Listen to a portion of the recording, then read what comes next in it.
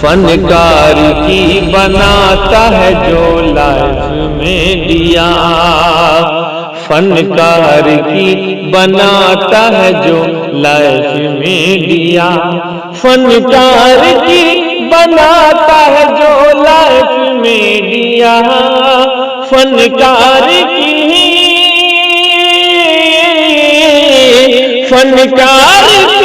بناتا ہے جو لائف میں دیا۔ عمران بھائی کا ہے وہ بس کیف میں دیا،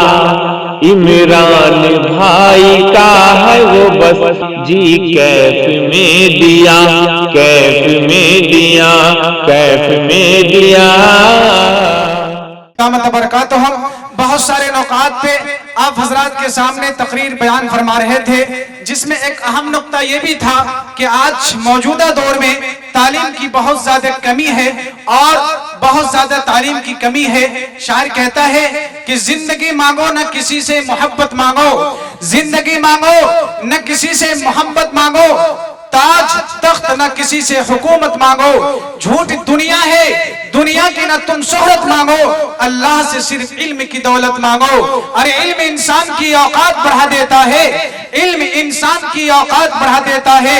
علم سوئی ہوئی تقدیر جگا دیتا ہے، علم وہ شے ہے جس کی کوئی ہار نہیں، علم کو کاٹنے والی کوئی تلوار نہیں۔ آئیے حضرات محترم اب ہم تیزی سے تھوڑا سفر کرتے ہیں اور میں آپ حضرات کے سامنے ایک ایسے مقرر کو بلانے جا رہے ہیں، ایک ایسے خطیب کو آپ کے سماعت کے حوالے کرنے جا رہے ہیں جو بہت دور سے اور دور دراز سفر سے آئے ہوئے ہیں، جن سے میری مراد جناب حضرت مولانا مفتی اظہار الحق قاسمی استاذ مدرسہ دارالعلوم وقف، میں حضرت والا سے عاجزانہ درخواست کروں گا کہ آپ مائک پر تشریف لائیں اور اپنے خطابتی نایاب سے ہم تمام سامعین کی دلوں کو مجلہ اور مصفہ فرمائے اس شعر کے ساتھ کہ اپنے نبی کے نام پہ سب کام چھوڑ کے، اپنے نبی کے نام پہ سب کام چھوڑ کے آئے ہیں سب نیند و آرام چھوڑ کے، تا زندگی جو یاد کرے سب چھوٹی اور بڑے، ایسا تو آپ جائیے پیغام چھوڑ کے، ایسا تو آپ جائیے پیغام چھوڑ کے۔ بسم اللہ الرحمن الرحیم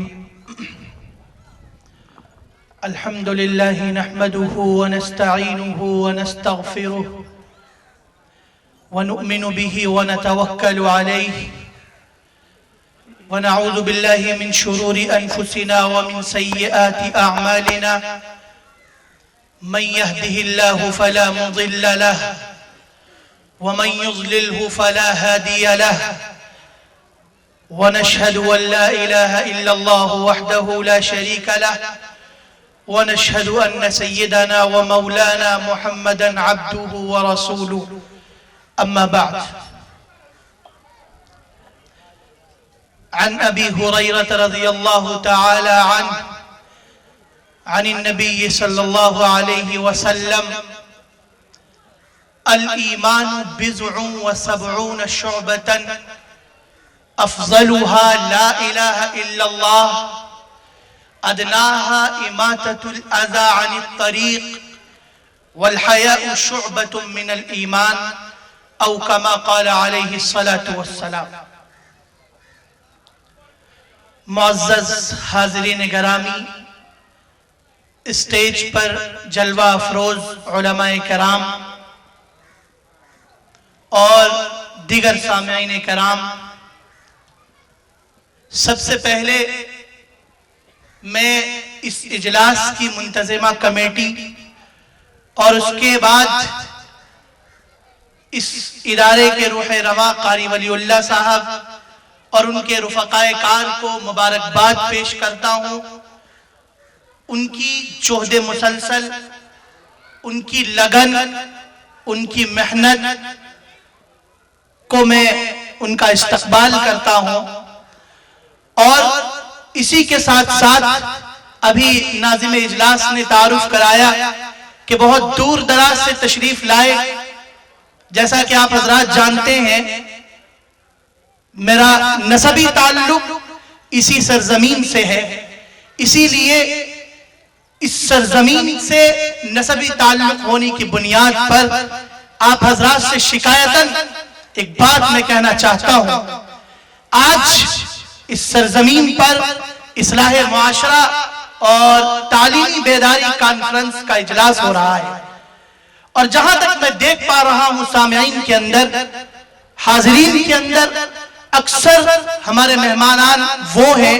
جو دیگر علاقوں سے تشریف لائے ہیں۔ بڑے افسوس کی بات ہے، سوچنے کا مقام ہے، جس سرزمین سے اصلاح کا پیغام دیا جا رہا ہے اسی سرزمین پر غیر مصلحانہ، غیر اخلاقی اور غیر منصفانہ عمل انجام دیا جا رہا ہے۔ افسوس کا مقام ہے۔ میں یہ پیغام پورے گاؤں تک پہنچانا چاہتا ہوں، پورے علاقے تک پہنچانا چاہتا ہوں۔ ذرا سوچئے، سر دھنیے اس کے اوپر کہ وہ کیا وجہ ہے جس وجہ نے آپ کو یہاں پر آنے سے روک دیا۔ وہ کیا وجہ ہے، وہ کیا اوصاف ہیں، وہ کیا صفات ہیں، جن صفات کی وجہ سے، جن شکایتوں کی بنیاد پر، ان وجہ سے آپ یہاں پر آنے سے رکے اور آپ صرف دین کے نام پر، اصلاح معاشرہ کے نام پر بھی جمع نہ ہو سکے۔ افسوس، صد افسوس۔ ان چھوٹی سی شکایت کے بعد آئیے اپنے موضوع پر چلتے ہیں۔ میں نے ابھی آپ کے سامنے ایک حدیث پڑھی، جناب نبی کریم صلی اللہ علیہ وسلم ارشاد فرماتے ہیں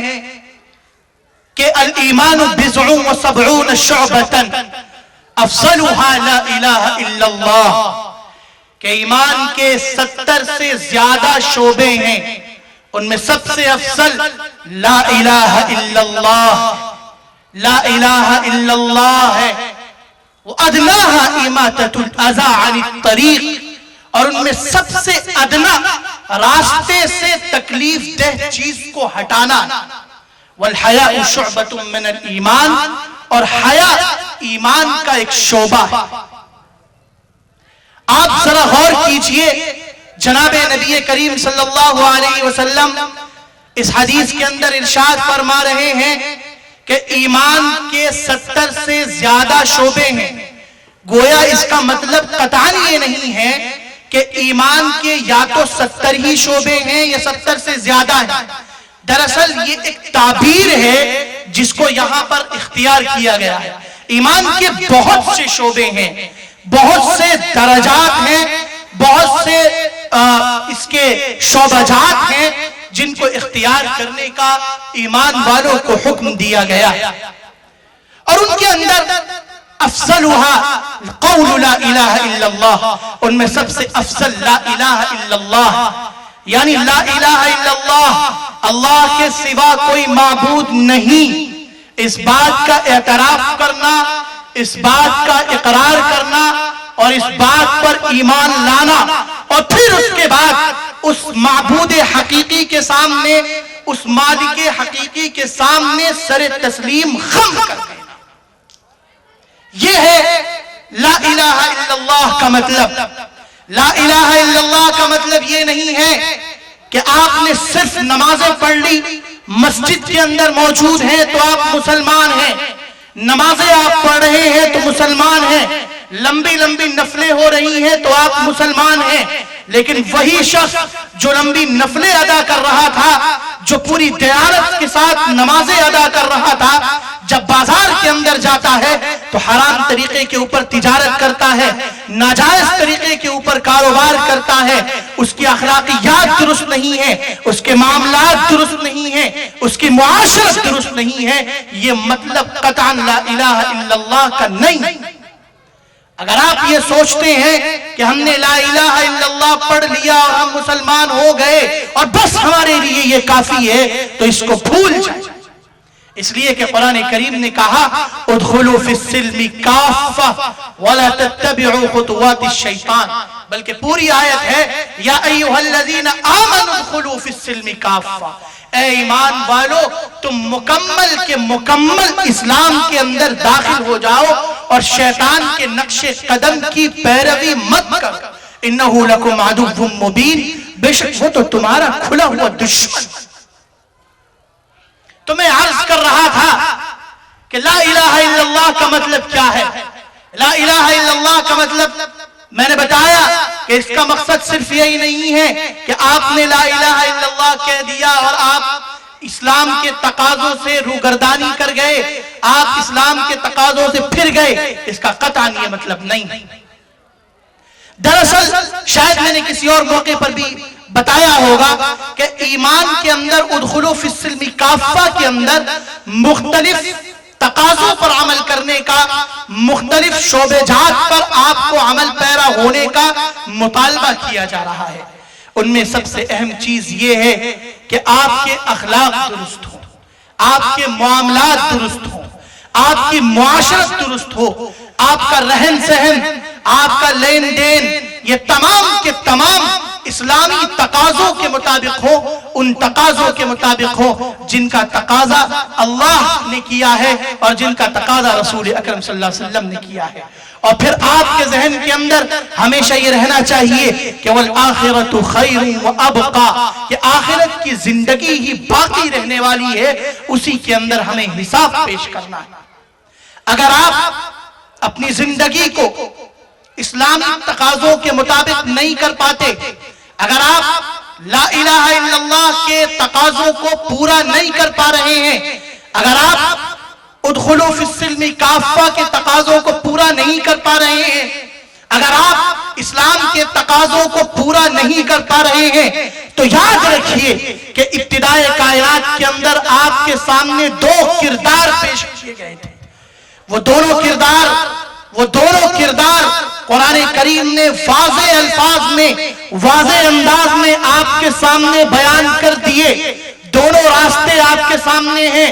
دونوں تقاضے آپ کے سامنے ہیں، راستہ آپ کو اختیار کرنا ہے، چلنا آپ کو ہے کہ آپ کو حضرت آدم کے نقش قدم پر چلنا ہے یا ابلیس کے نقش قدم پر چلنا ہے۔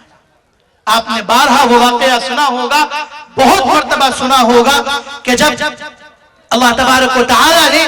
حضرت آدم علیہ السلام کی تخلیق فرمائی، تخلیق فرمانے کے بعد ابلیس سے کہا گیا، جو کہ شیطان کی ہی، جو کہ جن کی ہی نسل میں سے ایک تھا، اس سے کہا گیا کہ تم حضرت آدم علیہ السلام کو سجدہ کر۔ چونکہ اس کے ذہن کے اندر علو تھا، اس کے ذہن کے اندر کبر تھا، اس نے سجدہ کرنے سے منع کر دیا اور اس نے کہا کہ یہ ایک زمین مٹی سے پیدا کی جانے والی مخلوق، اس مخلوق کو میں سجدہ کروں۔ اس نے سجدہ کرنے سے انکار کیا اور اس کے نتیجے میں آپ جانتے ہیں کہ اللہ تبارک و تعالی نے ہمیشہ کے لیے اس کو راندہ درگاہ کر دیا اور اس کو ابلیس قرار دے دیا گیا، اور اس کو ہم ہمیشہ اپنی عام طور پر اس کے اوپر ہم لعن بھیجتے ہیں، لعنت بھیجتے ہیں، ملامت بھیجتے ہیں۔ دوسرا کردار حضرت آدم علیہ السلام کا آپ کے سامنے ہے۔ حضرت آدم علیہ السلام کی تخلیق ہوتی ہے، جنت کے اندر حضرت آدم علیہ السلام ہے، تمام نعمتوں سے سرفراز کر دیا گیا ہے۔ وہ تمام نعمتیں جو ہمارے ذہن، ہماری سوچ سے بھی بالا ہیں، وہ تمام کی تمام نعمتیں حضرت آدم علیہ السلام کو دے دی گئی ہیں۔ حضرت حوا کی بھی پیدائش ہو گئی ہے۔ تمام نعمتوں کے ساتھ حضرت آدم علیہ السلام کو کہا گیا کہ اے آدم، تمام نعمتیں تمہارے لیے، تمام آسائشیں تمہارے لیے، جنت کی تمام نعمتیں، تمام راحتیں تمہارے لیے ہیں، لیکن اے آدم یاد رکھنا یہ ایک درخت ہے، اس درخت سے بچ کر رہنا، اس درخت کے قریب بھی مت جانا۔ آپ جانتے ہیں ایک بھول ہوئی چھوٹی سی،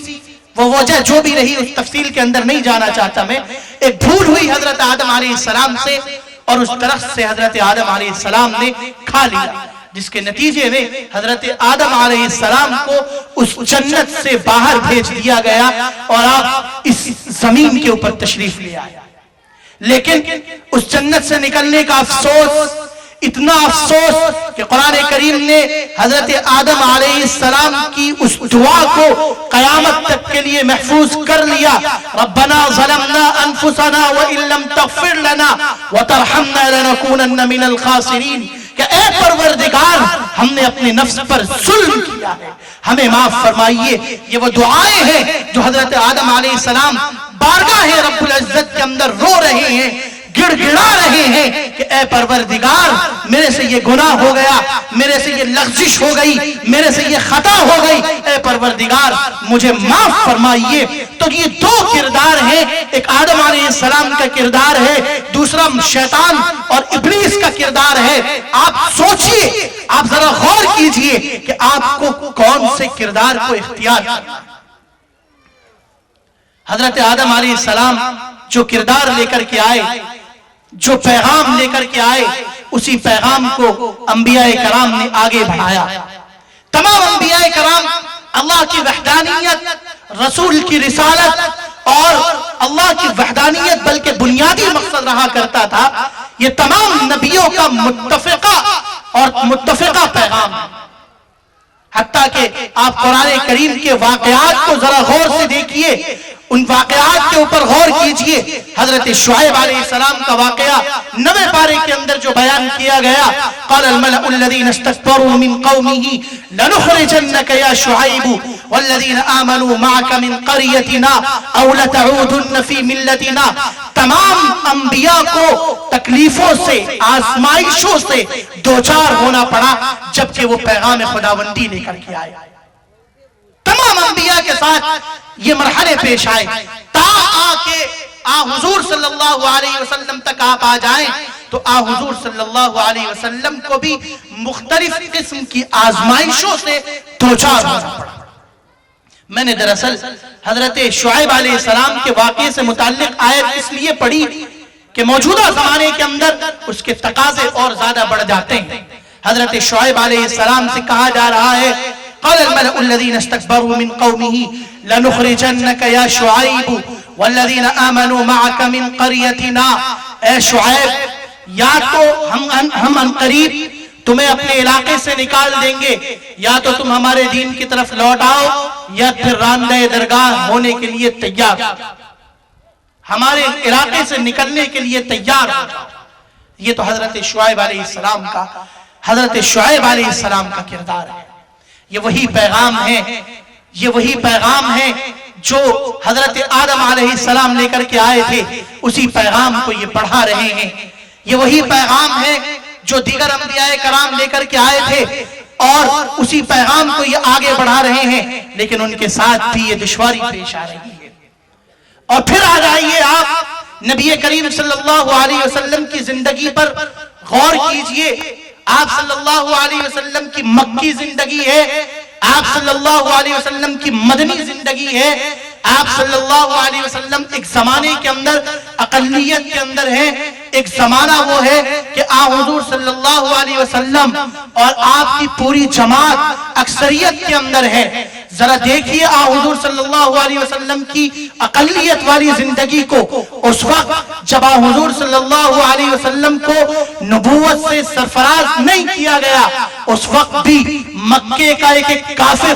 مکے کا ایک ظالم حضور صلی اللہ علیہ وسلم کی اخلاق، حضور صلی اللہ علیہ وسلم کی کسر نفسی، حضور صلی اللہ علیہ وسلم کی شرافت اور حضور صلی اللہ علیہ وسلم کی دیانت، حضور صلی اللہ علیہ وسلم کی بلند اخلاقی کا مؤید ہے، اس کا دعویدار ہے اور اس کا مقر ہے، اس کا اقرار کرنے والا ہے۔ اور وہی جب 40 سال کے بعد حضور صلی اللہ علیہ وسلم نبوت کا پیغام لے کر کے جاتے ہیں، حضور صلی اللہ علیہ وسلم اللہ تعالیٰ کا پیغام پہنچانے کے لیے جاتے ہیں، تو مکہ والوں سے پوچھتے ہیں کہ اے مکہ والو، میرے بارے میں تمہارا کیا خیال ہے، تو میرے بارے میں کیا کہتے ہیں؟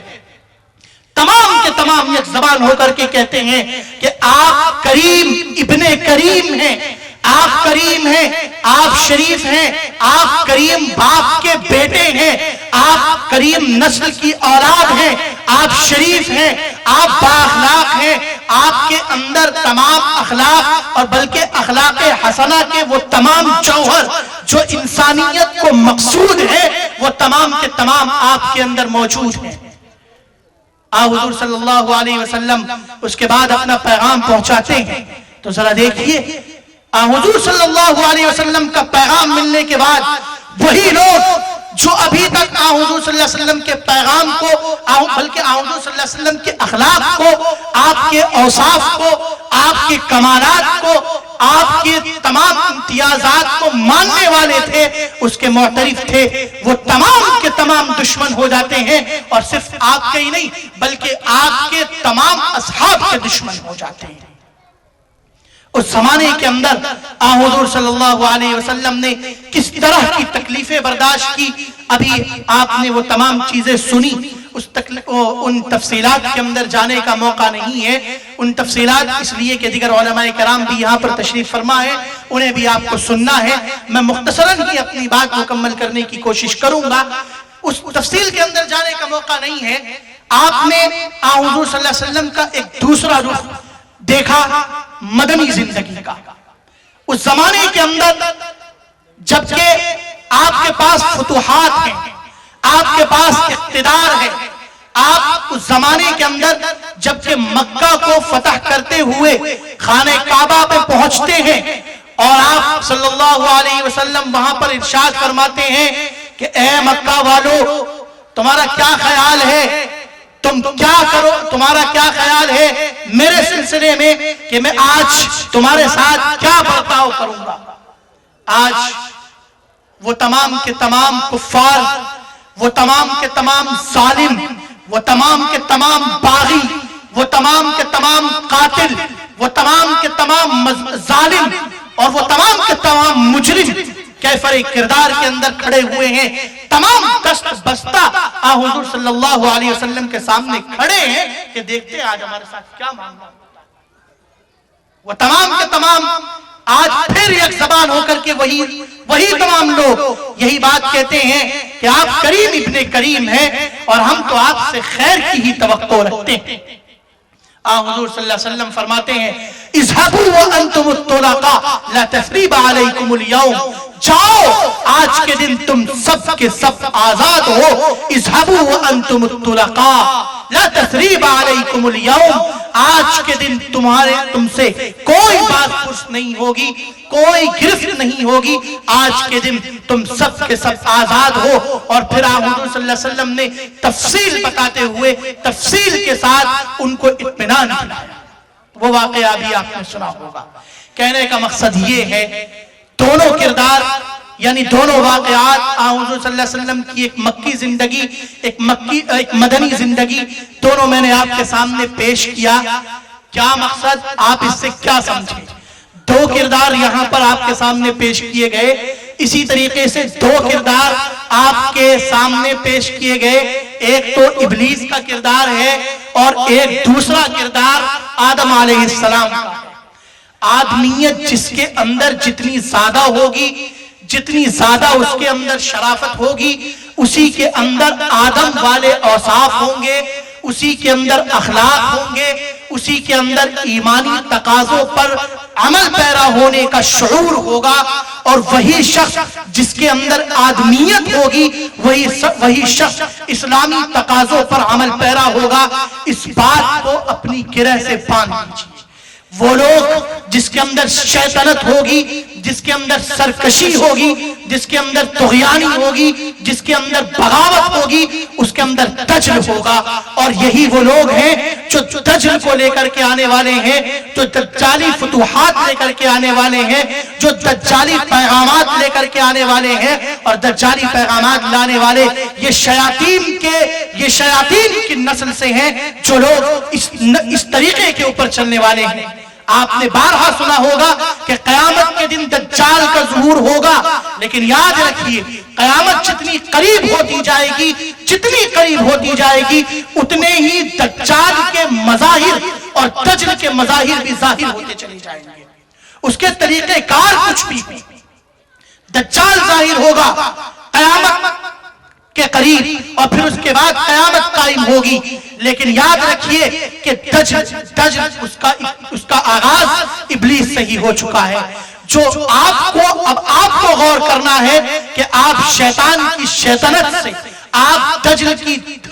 دجالی سے آپ اپنے آپ کو کس طرح بچاتے ہیں۔ آپ آدم کا کردار پیش کرتے ہیں، آپ حضور صلی اللہ علیہ وسلم کی سیرت کو لے کر کے چلتے ہیں، آپ انبیاء کی سیرت کو لے کر کے چلتے ہیں، آپ صحابہ کی سیرت کو لے کر کے چلتے ہیں، آپ تابعین تبع تابعین کی سیرت کو لے کر کے چلتے ہیں، یا شیطان کے کردار کو لے کر کے چلتے ہیں، یا ابلیس کے کردار کو لے کر کے چلتے ہیں، یہ معاملہ آپ کے ہاتھ میں ہے۔ یاد رکھیے، اگر آپ نے شیطان کے کردار کو اختیار کیا تو پھر اس کا انجام بھی آپ کو معلوم ہے، اگر آپ نے دجل کے کردار کو اختیار کیا تو اس کا بھی انجام آپ کو معلوم ہے کہ دجل کا انجام اور دجال کا انجام کیا ہونے والا ہے۔ دونوں چیزیں آپ کے سامنے ہیں، اور میں نے پھر آپ کے سامنے وہ آیت بھی پڑھی کہ وَالْآخِرَةُ خَيْرٌ وَأَبْقَىٰ، کہ آخرت کی زندگی ہی باقی رہنے والی ہے، آخرت کی زندگی ہی باقی رہنے والی ہے۔ یہ در حقیقت دنیاوی زندگی آخرت کی تیاری ہے۔ آپ اس دنیا کے اندر اپنے آپ کو دجل کے لیے تیار کر رہے ہیں یا آدمیت کے لیے تیار کر رہے ہیں؟ آپ اپنے آپ کو سیرت کے لیے تیار کر رہے ہیں، آپ اپنی زندگی کو سیرت کے مطابق ڈھال رہے ہیں، یا آپ اپنی زندگی کو شیطان کے کردار پر ڈھال رہے ہیں؟ یہ آپ کے ہاتھ میں ہے۔ آپ کو سوچنا ہے، آپ کو غور کرنا ہے۔ اگر آپ اسلام کے طریقے کو اختیار کرنا چاہتے ہیں، اسلامی طریقہ کار کو اختیار کرنا چاہتے ہیں، تو آئیے ادخلوا فی السلم کافہ کے تقاضوں پر عمل پیرا ہو جائیے۔ یہی مطالبہ ہے اسلام کا، اور یہی مطالبہ ہے ایمان کا، یہی مطالبہ ہے حضور صلی اللہ علیہ وسلم کی سیرت کا، یہی مطالبہ ہے قرآن کا۔ اس لیے کہ مرکز ہدایت اور مرکز ہدایت بلکہ تمام ہدایتوں کا سرچشمہ قرآن کریم۔ آپ اگر قرآن کریم کو آپ نے تھام لیا تو یاد رکھیے آپ نے اپنی زندگی کو قرآن کے سانچے میں ڈھالا۔ آپ قرآن کا مطلب یہ نہیں ہے قرآن کو تھامنے کا کہ کسی کا انتقال ہو جائے تو 10 بچوں کو بلا کر کے قرآن پڑھ لیا جائے۔ قرآن کو تھامنے کا مطلب یہ نہیں ہے کہ کسی کا انتقال ہو جائے تو اس کی قبر پر جا کر کے صرف 2-3 آیتیں پڑھ کر کے اور آپ یہ سوچنے لگے کہ ہم نے قرآن کے تقاضوں پر عمل پیرا ہو گئے اور ہم نے قرآنی تقاضوں کو پورا کر لیا۔ اگر آپ اس خوش فہمی میں ہیں کہ ہم نے چند آیتیں پڑھ لی اور صرف چند آیتیں پڑھ کر یا کسی کی میت پر، کسی کے انتقال پر چند آیتیں پڑھوا کر ہم نے قرآن کے تقاضوں پر عمل کر لیا، تو اس کو بھول جائیے اور اس خیال کو اپنے ذہن سے نکال دیجیے۔ قرآن کو تھامنے کا مطلب یہ ہے کہ آپ کو اپنی زندگی اس اسوے پر اتارنا ہوگا جس اسوے کا مطالبہ آپ سے کیا گیا تھا، اس اسوے پر اتارنا ہوگا جس اسوے کو لے کر کے حضرات صحابہ کرام رضوان اللہ علیہم اجمعین آئے ہیں، اس اسوے پر اتارنا ہوگا جو اسوہ انبیاء کرام کا ہے، اس اسوے پر اتارنا ہوگا جو اسوہ اولیاء کرام کا ہے۔ مجھے درمیان میں ایک واقعہ یاد آ گیا، وہ واقعہ پیش کرتا ہوں اور اس کے بعد میں اپنی بات ختم کروں گا۔ آپ نے بارہا سنا ہوگا حضرت عمر فاروق رضی اللہ تعالی عنہ کے بارے میں۔ ان کے بارے میں مشہور ہے کہ اپنی خلافت کے زمانے کے اندر راتوں میں وہ گھروں میں جایا کرتے تھے اور جا کر کے اپنی رعایا کے اندر دیکھا کرتے تھے کہ کسی کو کوئی تکلیف تو نہیں ہے، کسی کو کوئی پریشانی تو نہیں ہے۔ ایک موقع کے اوپر وہ ایک گھر کے پاس سے گزر رہے ہیں۔ جب ان کا گزر ہوا تو دیکھا کہ ایک ماں اور ایک بیٹی آپس کے اندر بات کر رہی ہے، اور ماں سے اپنی بیٹی، اس کی بیٹی کہہ رہی ہے کہ ماں دودھ کے اندر پانی مت ملاؤ، اس لیے کہ امیر المؤمنین نے حکم دیا ہے کہ تم مسلمانوں کو دھوکہ مت دو، لوگوں کو دھوکہ مت دو، بلکہ لوگوں کے ساتھ انصاف کا معاملہ کرو۔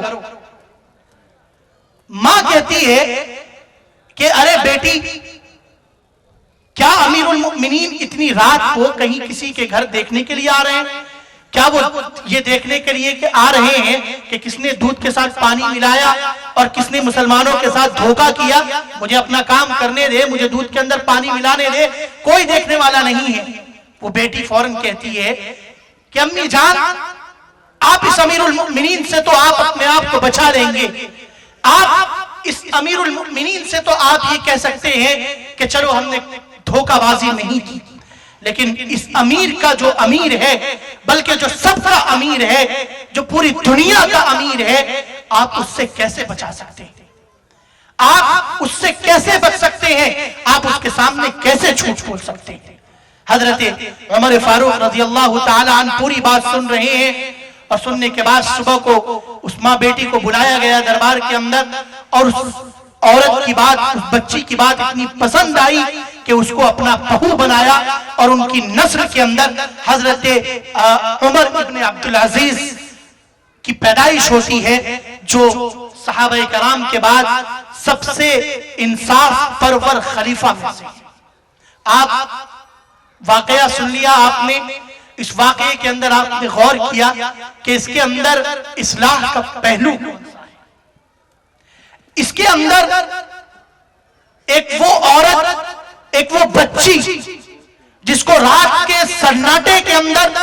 رات کی تاریکی کے اندر بھی یہ خوف ہے کہ اس کائنات کے اندر کوئی ایسی ذات ہے جس ذات کی ہمیشہ نظر ہے، جو ذات ہمیشہ دیکھنے والی ہے،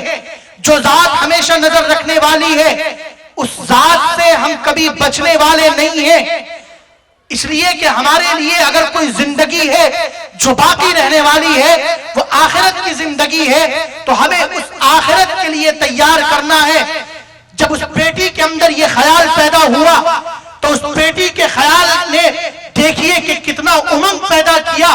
کتنا فلفلہ پیدا کیا، کہ اس خیالات نے، ان جذبات نے عکاسی کی، اور اس خیالات نے پروان پیدا کیا، اور اس ان خیالات نے اتنا پروان پیدا کیا کہ ان کی نسل سے جو اولاد پیدا ہوئی ہے، وہ اولاد سب سے زیادہ انصاف کرنے والی، سب سے زیادہ محترم بشان شخصیت ان خلفاء کے اندر۔ گویا معلوم ہوا کہ اس معاشرے کی اصلاح کی ذمہ داری پورے معاشرے پر صرف نہیں ہے، بلکہ معاشرے کی اصلاح کی ذمہ داری ہر فرد پر ہے۔ وہ فرد چاہے مرد ہو، چاہے عورت ہو، چاہے بچہ ہو، چاہے بچی ہو، اگر آپ نے اپنے اندر یہ خوف پیدا کیا کہ کوئی ذات ہے جو ہمیشہ مجھے دیکھنے والی ہے، کوئی ذات ہے جس ذات کے سامنے جا کر کے مجھے حساب پیش کرنا ہے، تو یاد رکھیے اس خیال سے، اس تصور سے ہی آپ کے معاشرے کی اصلاح ہو سکتی ہے۔ یہ معاشرے کی اصلاح کوئی اتنا بڑا پہلو نہیں ہے، کوئی اتنا محتم بشان مسئلہ نہیں ہے جس کے لیے آپ کو کانفرنس سے بلوانی پڑے، جس کے لیے آپ کو بڑے بڑے اسٹیج کرنے پڑے۔ معاشرے کی اصلاح آپ کی اصلاح میں مضمر ہے، معاشرے کی اصلاح آپ کے اندر پوشیدہ ہے۔ آپ میں سے ہر ایک تہیہ کر لے کہ ہمیں اپنی زندگی کو اسلامی اخلاق کے مطابق گزارنا ہے، ہمیں اپنی زندگی کو اسلامی معاملات کے مطابق گزارنا ہے، ہمیں دھوکہ نہیں دینا ہے، ہمیں دھوکہ دڑی نہیں کرنی ہے، اس لیے کہ اللہ دیکھنے والا ہے۔ ہمیں اپنے پڑوسیوں کی رعایت کرنی ہے، اس لیے کہ اللہ دیکھنے والا ہے۔ ہمیں اپنے بیوی کے حقوق کی ادائیگی کرنی ہے، اس لیے کہ اللہ دیکھنے والا ہے۔ اس لیے ہمیں اپنے رشتہ داروں کے حقوق کی ادائیگی کرنی ہے، اس لیے کہ اللہ ہمیں دیکھنے والا ہے۔ ہمیں اپنے باپ کے حق کی ادائیگی کرنی ہے، اس لیے کہ اللہ ہمیں دیکھنے والا ہے۔ ہمیں اپنے بچوں کے حقوق کی ادائیگی کرنی ہے، اس لیے کہ اللہ ہمیں دیکھنے والا ہے، اور ہمیں آخرت میں جا کر کے ان کا حساب دینا ہے۔ یاد رکھیے آپ کے بچے ہیں، آپ کا معاشرہ ہے، آپ کے رشتہ دار ہیں، صرف معاشرے کے اندر الگ ٹھپ زندگی گزارنا، بے سلیقہ زندگی گزارنا، اس کا نام معاشرہ کا کام نہیں ہے۔ معاشرے کا مطلب یہ ہے کہ آپ اپنے معاشرے کے اندر اتحاد و اتفاق پیدا کریں، آپ اپنے معاشرے کے اندر اخوت کے پیغام کو عام کریں۔ آپ معاشرے کا مطلب یہ ہے کہ آپ کو اپنے تمام حقوق کی ادائیگی آپ کو کرنی ہے، آپ کو ہر طرح کے حق کو پورا کرنا ہے۔ حضرت عمر فاروق کا ہی ایک واقعہ مجھے یاد آ گیا، ایک اور، وہ بھی میں مختصراً ذکر کرتا ہوں۔ بارہا آپ نے سنا ہوگا کہ حضرت عمر عمر فاروق ایک سفر کے اندر جاتے ہیں، ان کا جو توشہ ہے وہ ختم ہو جاتا ہے۔ ایک چرواہے سے کہتے ہیں کہ چرواہے ذرا مجھے اپنی بکری کا دودھ دینا۔ وہ کہتا ہے کہ نہیں، یہ بکریاں میری نہیں ہیں، بلکہ یہ بکریاں تو میرے مالک کی ہیں، یہ بکریاں میرے مالک کی ہے، میری اپنی نہیں ہے۔ وہ چرواہا کوئی مسلمان نہیں تھا، وہ چرواہا بلکہ یہودی کا چرواہا تھا۔ وہ کہتا ہے کہ بکریاں میرے مالک کی ہیں۔ پھر اس کے بعد حضرت عمر فاروق امتحان لینے کے لیے اس سے کہتے ہیں، ارے مالک کا تمہیں دیکھنے والا ہے، میرے سے پیسے لو اور ایک بکری کی قیمت لو، 10,000 20,000 جتنی بھی لینے قیمت لو اور پیسے بکری کا، بلکہ بکری ہی مجھے دے دو، اس سے ڈبل فائدے ہوں گے۔ ایک تو فائدہ یہ ہوگا کہ میری بھوک مٹ جائے گی، میں گوشت بھی کھا لوں گا، دودھ بھی کھا لوں گا، جو بھی چیزیں تمام چیزیں کھا لوں گا، تمہارا بھی فائدہ ہو جائے گا، تمہیں بھی پیسے مل جائیں گے۔ فوراً وہ چرواہا کہتا ہے، ایک چرواہا ہے جنگل کے اندر بکریاں چرا رہا ہے، وہ کہتا ہے کہ یا ھذا فأین اللہ، اے شخص تو کیا بات کرتا ہے، تو کیا بات کرتا ہے، آج میں اس سے بچ جاؤں گا، میں اپنے مالک سے بچ جاؤں گا، لیکن میرے مالک کا مالک، لیکن اللہ جو پورے کائنات کا پروردگار ہے وہ کہاں چلا گیا؟ کیا وہ دیکھنے والا نہیں ہے؟ کیا وہ دیکھنے والا نہیں ہے؟ وہ ہمیشہ دیکھنے والا ہے۔ حضرت عمر فاروق رضی اللہ تعالی عنہ فرماتے ہیں کہ خدا کی قسم، اس کائنات پر جب تک تم جیسے لوگ موجود رہیں گے، جب تک کہ تم جیسے اوصاف والے، تم جیسے اخلاق والے، تم جیسے معاملات والے جب تک اس کائنات کے اندر موجود رہیں گے، اور جب تک لوگوں کے اندر یہ خوف پیدا رہے گا کہ مجھے آخرت کے اندر اللہ کے سامنے حساب پیش کرنا ہے، مجھے اللہ کے سامنے پیش ہونا ہے، اس وقت تک خدا کی قسم قیامت قائم نہیں ہو سکتی۔ اس وقت تک کسی دجال کا کوئی دجل کام نہیں آئے گا، کسی مکار کا کوئی مکر کام نہیں آئے گا۔ آج کوئی مکار آپ کے ساتھ مکاری کرتا ہے، کوئی جھوٹا آپ کے ساتھ جھوٹ بولتا ہے، کوئی چال ساز آپ کے ساتھ چال کرتا ہے، آپ کو ملک سے نکالنے کی کوشش کرتا ہے، آپ کو یہاں سے بھگانے کی کوشش کرتا ہے، جھوٹ بولتا ہے، قانون کے اندر بدلاؤ کی کوشش کرتا ہے، تو یاد رکھیے اس کے ذمہ دار آپ خود ہیں، کوئی دوسرا ذمہ دار نہیں ہے۔ اس لیے کہ آپ نے اپنے آپ کو آخرت کے لیے تیار نہیں کیا تھا، آپ نے اپنے آپ کو اس لیے تیار نہیں کیا تھا کہ ہمیں اللہ کے سامنے حساب پیش کرنا ہے، بلکہ آپ نے اپنے آپ کو تیار کیا تھا کہ مجھے فلاں شخص کے سامنے حساب پیش کرنا ہے۔ آپ نے اپنے آپ کو تیار کیا تھا کہ مجھے دنیاوی معاملات کے اندر درستگی پیدا کرنی ہے، مجھے دنیا کے اندر وقار پیدا کرنا ہے، مجھے دنیا کے اندر امتیاز پیدا کرنا ہے۔ جب آپ دنیا کے پیچھے بھاگیں گے تو دنیا آپ کو بھگائے گی، لیکن اگر آپ اللہ کے پیچھے بھاگیں گے، اللہ کو تلاش کریں گے، تو پوری دنیا آپ کے قدموں کے اوپر گرے گی۔ اور یاد رکھیے اس بات کو اپنی گرہ سے باندھ لیجیے، اس کو آپ کو ہمیشہ اپنے ساتھ رکھنا۔ ایک اور واقعہ مجھے یاد آ گیا، بات بہت لمبی ہوتی جا رہی ہے، علماء کرام سے میں معذرت کے ساتھ ایک واقعہ اور عرض کر کے میں آپ سے رخصت ہوں گا۔ آپ کو معلوم ہے غزوہ خیبر کے موقع کے اوپر، غزوہ خیبر جو کہ مدینہ کے اندر موجود یہودیوں سے پیش آیا، اس موقع کے اوپر حضور صلی اللہ علیہ وسلم اس غزوے کے اندر موجود ہیں۔ ایک پورا قلعے کا محاصرہ کیا ہوا ہے آپ صلی اللہ علیہ وسلم نے۔ اس موقع کے اوپر ایک چرواہا، بالکل کالا چرواہا ہے، اس کے بدن سے بدبو آ رہی ہے، اس کا نام ہی اسود ہے۔ اسود اس کے معنی خود کالے کے آتے ہیں، اور وہ اس کے اندر آیا، صحابہ کرام سے آ کر کے اس نے ملاقات کی، اور صحابہ کرام سے کہہ رہا ہے کہ آپ کے کمانڈر کون ہیں، آپ کے سلطان کون ہیں، آپ کے رئیس کون ہیں؟ تو لوگوں نے بتایا کہ وہ جو کٹیا سی بنی ہوئی ہے، اس کٹیا کے اندر جاؤ، اور وہ جو ایک چھپر سا گھر سا بنا ہوا ہے اس کے اندر جاؤ، ہمارے سردار، ہمارے سلطان، ہمارے آقا اسی کے اندر تشریف فرمائے۔ وہ چرواہا کہتا ہے کیا بات کرتے ہو، اتنی بڑی شخصیت جو سید الانبیاء ہے، سید الکونین ہے، وہ اس چھوٹی سی جگہ کے اندر بیٹھیں گے؟ صحابہ کرام نے کہا کہ وہی ہے، تم جاؤ۔ حضور صلی اللہ علیہ وسلم کی خدمت میں حاضر ہوتا ہے، حضور صلی اللہ علیہ وسلم سے وہ اسود چرواہا کہتا ہے کہ یا رسول اللہ صلی اللہ علیہ وسلم، آپ کا پیغام کیا ہے،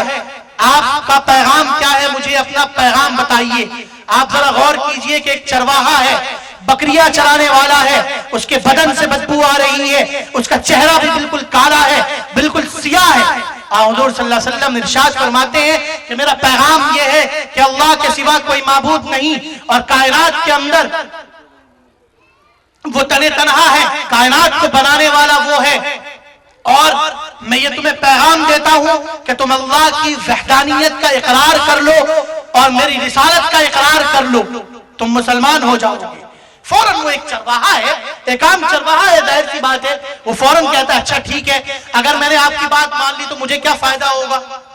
فوراً وہ چرواہا کہتا ہے کہ اگر میں نے آپ کی بات مان لی تو یہ بتاؤ کہ مجھے کیا فائدہ ہوگا؟ وہ حضور صلی اللہ علیہ وسلم فرماتے ہیں کہ تمہارے بدن کی بدبو کو اللہ تعالیٰ خوشبو کے اندر تبدیل فرما دیں گے اور ہم تمہیں اپنے سینے سے لگائیں گے۔ وہ چرواہا کہتا ہے کہ آپ کیا بات کرتے ہیں، میں ایک دم سیاہ فام ایک چرواہا ہوں، آپ مجھے اپنے سینے سے، آپ مجھے اپنے گلے سے کیسے لگائیں گے؟ حضور صلی اللہ علیہ وسلم نے فرمایا کہ بالکل ہم لگائیں گے۔ وہ شخص کلمہ پڑھتا ہے، اسلام کے اندر داخل ہو جاتا ہے، اور پھر اس کے بعد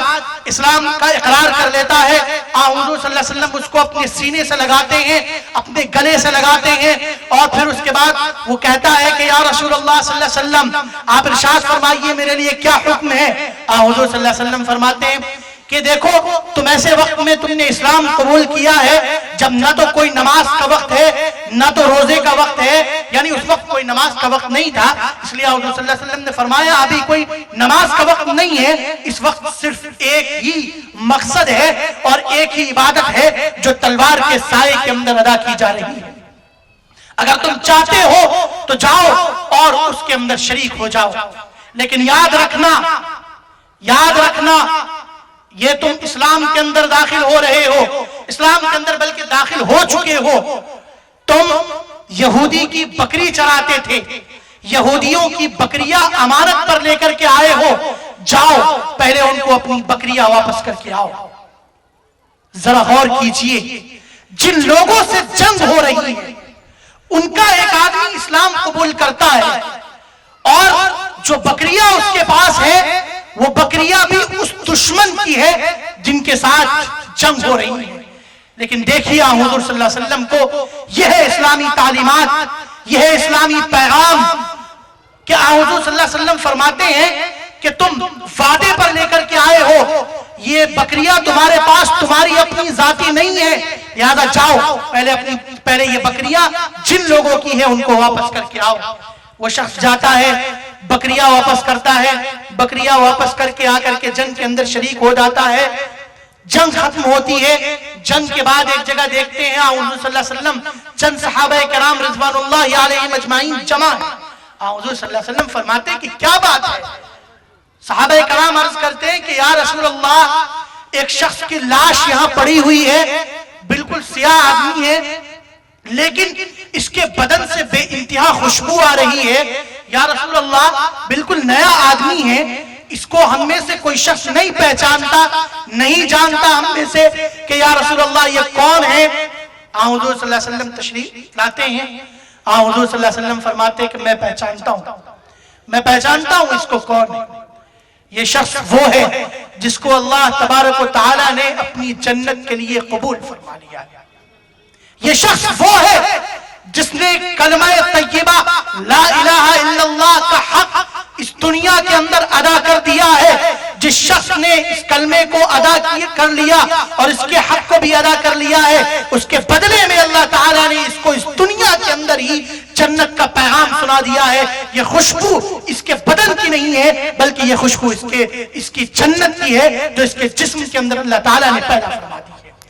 بہرحال کہنے کا مقصد یہ ہے کہ اللہ تبارک و تعالیٰ نے آپ کو یہ موقع دیا ہے کہ آپ یہاں پر جمع ہوئے ہیں۔ آج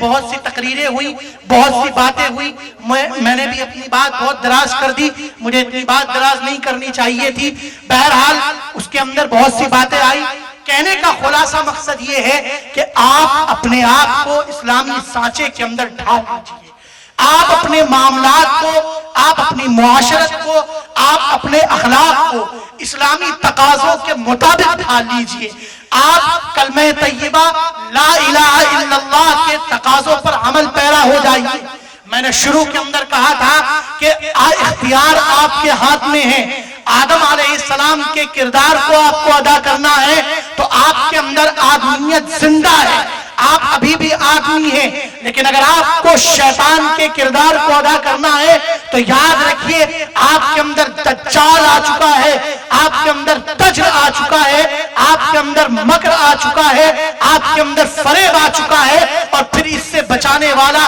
اس مکر سے چھٹکارا دلانے والا سوائے اللہ تعالیٰ کی ذات کے یا پھر اسلامی تعلیمات کے علاوہ اور کوئی ایسی راہ نہیں ہے جو آپ کو اس سے نجات دلائے۔ اگر آپ چاہتے ہیں کہ دنیا و آخرت کے اندر سرخروئی حاصل ہو، اگر آپ چاہتے ہیں کہ دنیا و آخرت کی کامیابی آپ کے قدم چومے، اگر آپ چاہتے ہیں کہ دشمن کے سامنے آپ کو وہی فتح نصیب ہو جو فتح آپ سے پہلے لوگوں کو ہوئی، تو آپ یاد رکھیے آپ کو اپنے پہلوں والا ایمان بھی پیدا کرنا پڑے گا۔ اگر آپ چاہتے ہیں کہ وہ لوگ جو ہمارے آباء و اجداد تھے، جنہوں نے اس ملک کے لیے قربانی دی، جنہوں نے اس ملک کے لیے اپنا خون بہایا، تو یاد رکھیے انہوں نے صرف خون نہیں بہایا بلکہ اس خون بہانے کے ساتھ اللہ کو بھی اپنے راضی کیا، اللہ کے دربار کے اندر بھی جھکے۔ اگر آپ چاہتے ہیں کہ آپ کو بھی فتح یابی حاصل ہو، دشمن طاقتوں سے فتح یابی حاصل ہو، آپ چاہتے ہیں کہ منافق طاقتوں سے آپ کو فتح یابی حاصل ہو، تو یاد رکھیے آپ کو اپنے بڑوں کے نقش قدم پر اسی طرح چلنا ہوگا۔ بڑوں کا نقش قدم صرف وہی نہیں ہے کہ جو صرف دن کے اندر تلوار چلاتے تھے، جو دن کے اندر اپنے مخالفین سے مقابلہ کرتے تھے، بلکہ بڑوں کا بچپن، بلکہ بڑوں کی زندگیاں، بلکہ بڑوں کا اسوہ یہ بھی ہے کہ وہ رات کو اللہ کے دربار کے اندر جھکتے تھے، وہ رات کو اللہ کی بارگاہ کے اندر گڑ گڑاتے تھے، وہ رات کو اللہ کے دربار کے اندر یہ کہتے تھے کہ یا اللہ حالات کو بدلنے والے آپ ہیں، یا اللہ حالات کے اندر کروٹ پیدا کرنے والے آپ ہیں، یا اللہ اگر آپ چاہیں تو اس نظام کے اندر تغیر پیدا ہو سکتا ہے، اگر آپ چاہیں تو اس نظام کے اندر تغیر پیدا نہیں ہو سکتا۔ آپ اگر چاہتے ہیں کامیابی حاصل ہو، دونوں چیزوں کو اپنے ہاتھ میں رکھیے، دونوں چیزوں کو لے کر کے چلیے، اسلام کے پیغام کو آگے بڑھائیے۔ اگر آپ نے اسلام کے پیغام کو تھام لیا، اسلام کے پیغام پر عمل پیرا ہو گئے، تو یاد رکھیے